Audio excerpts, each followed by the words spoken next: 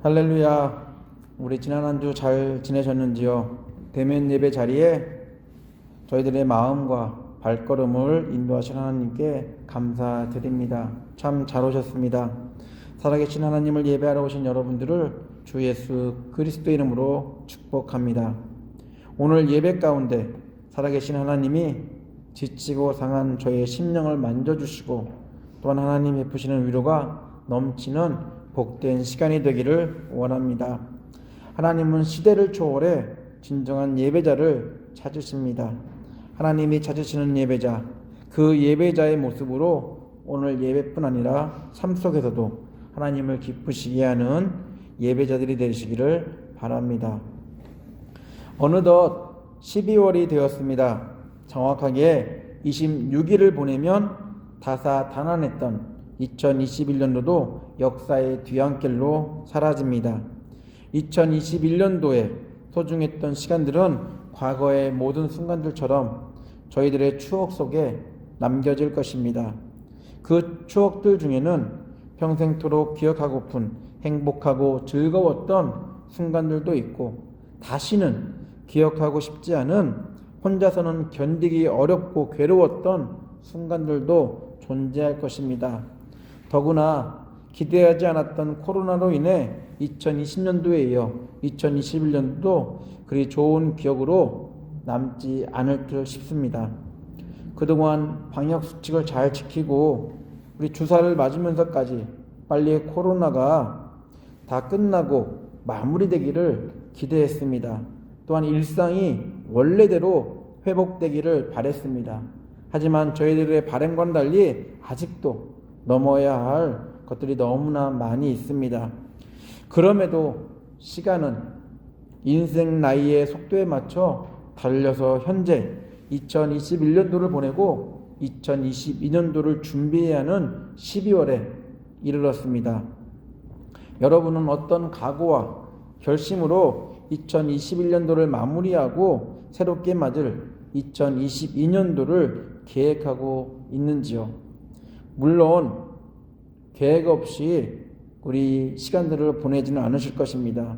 신앙, 가정, 일터, 건강, 교회, 관계, 진로 등 여러 가지 인생들의 그 과제들을 잘 풀어보려고 매년 또는 매월 매일 저희들은 계획하고 준비하지만 언제나 그랬듯이 우리 기대처럼 다 풀리지 않은 채로 해가 바뀌고 계절이 변하고 시간은 흘러 지나간다는 사실입니다.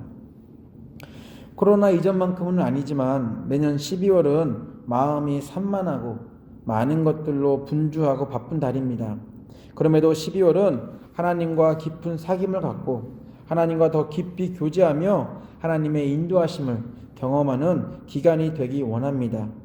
예수가 이 세상에 태어났다는 기쁜 소식이 있는 12월, 걱정과 근심, 두려움과 무서움의 현실을 무시할 수는 없겠지만 우리 이 기간만큼은 예수와 함께 걸으며 잃었던 기쁨과 평안이 다시 회복되는 그 성탄의 기쁨이 넘치는 저희 모두가 되기를 원하고 그러한 시간들이 되기 원합니다.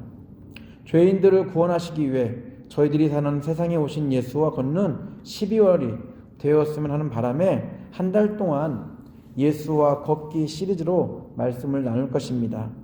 4주 동안 함께 나누는 말씀 속에서 죄인인 저희에게 다가와 주신 예수를 더 상세히 알고 성령 안에서 예수와 깊고 넓고 높고 풍성한 사귐을 갖는 복된 성도님들 되시기를 간절히 소망합니다. 누가복음의 고백, 지극히 높은 곳에서는 하나님께 영광이요 땅에서는 하나님이 기뻐하신 사람들 중에 평화라는 이 표현이 저희들의 믿음 고백이 되며 예수와 2021년도를 마무리하고 2022년도를 준비하는 그런 말씀이 되었으면 합니다. 우리 인생 속에서 하늘의 평화가 넘치고 하나님께 영광 돌리는 성도님들 되시기를 바랍니다. 예수를 알 수 있는 방법은 여러 가지입니다. 예수의 탄생과 예수의 사역을 살펴보는 것도 예수를 아는 방법 중에 하나입니다. 제자들이 전한 복음 속에서도 예수를 발견할 수 있습니다. 그리스도인들의 생활을 통해서도 예수를 찾아볼 수 있습니다.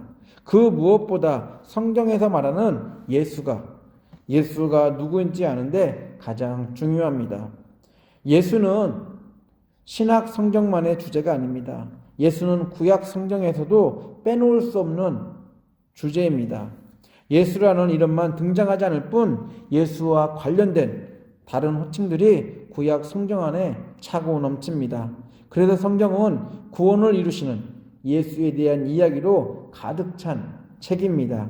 디모데후서 3장 15절은 이렇게 얘기합니다. 성경은 능히 너로 하여금 그리스도 예수 안에 있는 믿음으로 말미암아 구원에 이르는 지혜가 있게 하느니라. 하나님이셨던 예수가 이 땅에 오신 것은 죄인을 구원하시려는 오래전 하나님에 의해 계획된 하나님의 약속이었습니다. 예수는 죄로 인해 무너진 하나님의 창조 질서를 다시 회복하시려는 피조물에게 베푸시는 하나님의 선물이기도 합니다.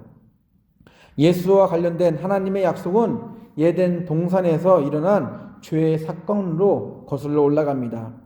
하나님의 천지창조, 모든 피조물들은 하나님의 질서 속에서 평화롭게 살고 있었습니다. 그런데 죄가 하나님의 질서가 있는 에덴 동산에 들어왔습니다. 그리고 사단은 하나님이 하지 말라는 것은 하나님처럼 될까봐라는 그런 거라고 말하면서 아담과 하와를 유혹했습니다. 아담과 하와가 단순히 사단의 꾀임에 빠져서 나무 열매를 따먹은 게 아닙니다. 사단이 부추겨 아담과 하와가 한 행동 속에서는 피조물이 창조주 하나님이 될 수 있다는 불신앙, 또한 하나님의 질서가 담겨있는 하나님의 말씀에 불순종하는 행위였다는 것을 말하고 있습니다.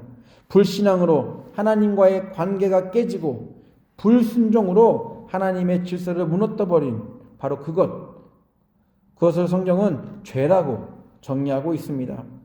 아담과 하와가 죄를 짓기 전까지는 믿은 모든 피조물들이 질서 가운데 하나님과 깊은 사귐 가운데 살고 있었습니다. 그런데 죄로 인해 하나님의 말씀으로 피조된 세계 안에 하나님이 기대하시는 하나님의 질서가 무너졌고 하나님을 창조주 하나님으로 인정하는 관계도 단절되었습니다. 죄를 지은 아담과 하와는 더 이상 하나님이 통치하는 그 평안했고 풍성했던 에덴 동산에 살 수 없게 되었습니다. 아담과 하와는 죄 때문에 그전에는 알지 못했던 벌거벗음이라는 이 수치심도 깨닫습니다. 그리고 그들은 하나님이 두려워서 하나님의 눈길을 피하려고 숨었습니다. 그럼에도 하나님은 인생들에게 찾아와 주셨고 그들을 만나 주셨습니다. 죄 때문에 아담과 하와 그의 후손들은 죽을 때까지 수고와 고통이 끊이지 않을 인생을 살게 되는 그러한 하나님의 심판을 당하는 일을 죄를 지은 까닭으로 일어나게 되었습니다. 16절 17절입니다. 제가 3번을 읽어드리겠습니다. 여자에게는 이렇게 말씀하셨다. 내가 너에게 임신하는 고통을 크게 더할 것이니 너는 고통을 겪으며 자식을 낳을 것이다. 내가 남편을 지배하려고 해도 남편이 너를 다스릴 것이다. 남자에게는 이렇게 말씀하셨다. 내가 아내의 말을 듣고서 내가 너에게 먹지 말라고 한 그 나무의 열매를 먹었으니 이제 땅이 너 때문에 저주를 받을 것이다. 너는 죽는 날까지 수고를 하여야만 땅에서 나는 것을 먹을 수 있을 것이다. 죄로 인해 아담과 하와 그리고 그의 후손들은 더 이상 거룩하신 하나님을 대면할 수 없게 되었습니다. 또한 땅이 저주를 받아서 수고와 고통하는 질서가 깨진 그런 상태로 살게 된다는 것. 다시 죄 때문에 에덴 동산의 삶으로 돌아갈 수 없다는 것을 말씀하고 있습니다. 인류뿐 아니라 하나님이 창조한 모든 피조물들이 질서가 파괴된 하나님의 심판 속에서 살게 되었습니다. 더 이상 피조물들과 창조주 하나님과의 관계가 회복될 수 없어 보였습니다. 하나님의 심판으로 모든 것이 끝난 것처럼 보입니다. 희망도 소망도 전혀 보이지 않습니다. 그런데 성경을 자세히 읽어보면 하나님의 심판은 심판으로 끝나지 않음을 볼 수 있습니다. 인간들은 하나님의 간절한 요구에도 불구하고 하나님을 멀리하고 하나님을 이용하고 하나님 앞에 있음을 잊고 죄를 더 가까이 하며 살았습니다. 하나님은 심판을 통해서라도 그들을 다시 회복시키시고 치유하기를 원하셨습니다. 심판을 당하는 당사자야 너무 힘들고 괴롭지만 하나님은 심판이라는 최후의 방법을 통해서 다시금 하나님과의 관계를 회복하시고자 하셨습니다. 아담과 하와가 죄를 짓고 숨었을 때 하나님이 그들에게 먼저 찾아왔다는 사실, 너무나 많은 의미가 그 안에 담겨 있을 것입니다. 창세기에 등장하는 에덴 동산의 사건에서 하나님은 사단과 아담과 하와에게 죄에 대한 심판을 합니다. 죄에 대한 심판은 어느 누구도 피할 수 없는 당연한 것임을 아담과 하와 그리고 사단에게서 볼 수 있습니다. 그러나 하나님은 죄의 근원이었던 사단을 심판하면서 구원을 암시하는 여인의 후손이라는 약속을 남깁니다. 하나님이 아담과 하와에게는 수고와 고통, 죽음이라는 심판을 말씀하셨지만 사단에게는 영원한 심판을 여인의 후손을 통해 당할 것이다라고, 또한 죄인들이 여인의 후손으로 말미암아 사단의 지배에서 떠나 하나님께 속하는 구원을 얻게 될 것이라는 약속이 이 안에 담겨 있습니다. 하나님은 사단과 여인의 후손을 통해 일어날 미래의 사건으로 말미암아 죄인인 인간들은 영원한 심판이 아닌 구원을 약속받았습니다. 당연히 이 사건으로 말미암아 사단은 머리를 상하는 영원한 형벌, 심판을 받게 됩니다. 하나님은 죄인인 인간들을 통해 구원을 약속하신 게 아니라 여인의 후손을 통해 하나님의 형상대로 지음받은 인간들이 사단의 지배에서 벗어나 에덴 동산으로의 복귀를 약속하셨습니다. 창세기에서 말하는 여인의 후손은 바로 성령으로 잉태되어 이 땅에 육신을 입고 오신 예수 그리스도입니다. 누가복음 1장 34절 35절입니다. 세 번역으로 읽어드리겠습니다. 마리아가 천사에게 말하였다. 나는 남자를 알지 못하는데 어떻게 이런 일이 있겠습니까? 천사가 마리아에게 대답하였다. 성령이 그대에게 임하시고 더없이 높으신 분의 능력이 그대를 감싸 줄 것이다. 그러므로 태어나는 아기는 거룩한 분이요 하나님의 아들이라고 불릴 것이다. 비록 아담과 하와는 죄 때문에 하나님의 심판을 받았지만 하나님은 여인의 후손을 통해 구원을 약속하셨습니다. 하나님이 말씀하시는 구원의 약속은 아담과 하와의 신문과 심판 사이 그 중간에 끼어 있습니다. 이 샌드위치 기법은 구약 성경 저자가 강조를 위해 자주 사용했던 표현 방법입니다. 창세기 3장을 잘 읽어보면 이 샌드위치 구조가 등장하고 있습니다. 창세기 기자는 아담과 하와와 아담 이야기를 서로 대칭하면서 그 사이에 사단의 심판 이야기, 하나님의 약속이 담긴 그 이야기를 집어넣고 있습니다. 하나님은 아담과 하와를 찾아가 각자에게 왜 수치심을 느끼고 숨어 있는지를 묻습니다. 하나님의 질문에 아담과 하와는 자기들 나름대로 대답을 합니다. 그 후에 하나님은 아담과 하와와는 달리 어떤 질문도 사단에게 하지 않고 바로 사단을 심판합니다.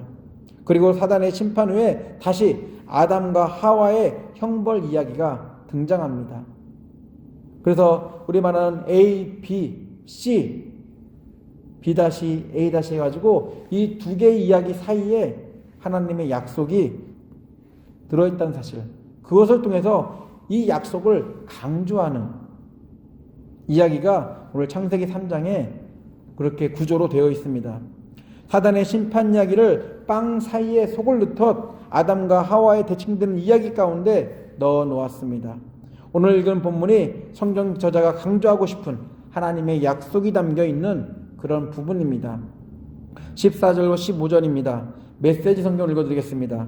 하나님께서 뱀에게 말씀하셨다. 내가 이런 일을 저질렀으니 너는 모든 집중들과 들짐승보다 더 저주를 받아 평생토록 배로 기어다니면서 흙을 먹어야 할 것이다. 내가 너와 여자 사이에 내 후손과 여자의 후손 사이에 전쟁을 일으킬 것이다.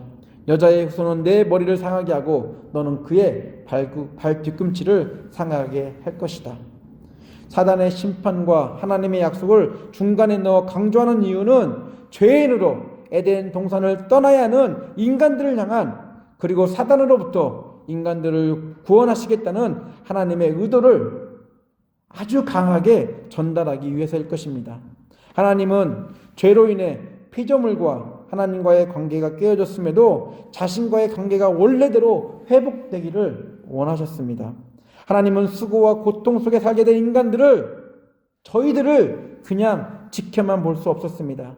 더구나 죄인인 인간들이 거룩하신 하나님과의 회복을 위해서 할 수 있는 것이 어떠한 것도 없었기 때문에 이 샌드위치 구조를 통해서 사단에게 내려진 심판 속에 하나님의 약속을 담아서 하나님이 다시 하나님의 형상대로 지음받은 우리들을 에덴 동산으로 불러들일 것이다라고 약속하고 있다는 것입니다.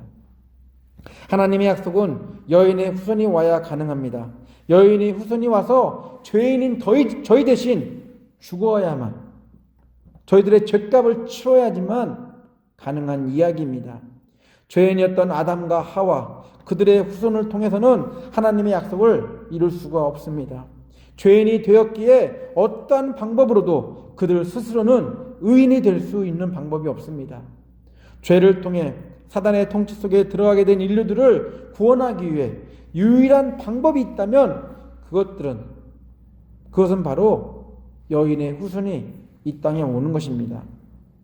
하나님은 사단을 심판하기 위해, 또한 저희들을 구원하기 위해 성령으로 잉태 된 여인의 후손 하나님의 아들 예수 그리스도를 저희들에게 보내주셨습니다. 하나님은 사람의 후손, 육신의 아들이 아닌 여인의 후손 하나님의 아들을 약속의 해결자로 저희들에게 보내주셨습니다. 남자를 모르는 여인의 후손이라는 표현은 생물학적으로, 과학적으로 불가능합니다. 하지만 하나님은 불가능이 가능한 분이심을 예수 탄생을 통해서 저희가 알 수 있습니다. 죄 때문에 에덴 동산에서 심판을 받고 아무런 희망이나 소망 없이 쫓겨날 때 하나님은 약속하셨습니다. 그 약속은 예수 그리스도를 통해 여인의 후손으로 이 땅에 오신 예수 그리스도를 통해 실현되었고, 그 하나님의 약속은 죄인인 저희들이 하나님의 값없이 주시는 선물로 말미암아 다시 하나님과 교제하고 하나님과 깊은 사귐 가운데 거할 수 있는 존재들이 되었습니다. 하나님의 약속은 예수 그리스도의 죽음과 맞바꾼 것입니다. 하나님의 약속대로 여인의 후손으로 이 땅에 오실 예수는 사단에 의해 그의 발 뒤꿈치를 십자가에서 상하게 했습니다. 사단은 여인의 후손으로 오신 예수가 십자가에서 죽으실 때 기뻐했습니다. 그러나 죄 없는 의인을 죽인 사단은 이 일로 인해 치명적인 영원한 심판을 받게 됩니다. 반면 이러한 일 때문에 하나님의 형상대로 지음받은 사람들은 수고와 고통, 죽음에서, 사단의 지배에서 영원히 흙을 먹으며 흙으로 지음받은 저희들을 괴롭히는 사단의 괴롭힘으로부터 구원을 얻게 되었습니다. 여인의 후손으로 오신 예수 때문에 저희들의 정체성이 회복되어 의인이 되었습니다. 여인의 후손으로 오신 예수 덕분에 저희들은 하나님의 통치가 있는 에덴 동산에 다시 살게 되었습니다.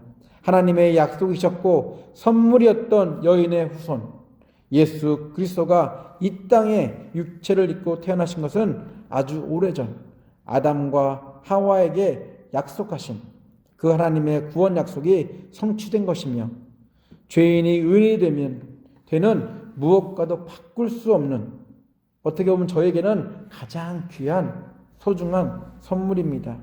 12월 아담과 하와 그리고 후손들에게 약속하신 그 하나님의 약속이 성취된 것을 우리가 성탄절을 통해서 우리가 알고 있습니다. 하나님은 이 복된 성탄절이 있는 12월에 예수 그리스도를 저희들에게 선물로 주셨다는 사실을 저희들이 기억한다면 우리 예수와 함께 이 기쁨을, 이 즐거움을 누리는 저희들이 되어야 할 것입니다. 이번 주 하나님의 구원 계획을 이루기 위해 여인의 후손으로 오신 예수와 걸으며 산책하며 데이트하며 신실하신 하나님의 약속이 변함없음에 감사하고 아무것도 없는 저희들에게 아주 값비싼 선물을 주신 그 하나님의 은혜에 푹 빠져 기쁨과 감사와 또한 그런 은혜 속에서 우리 거하는 성도님들 되시기를 예수 이름으로 축원합니다. 같이 기도합니다.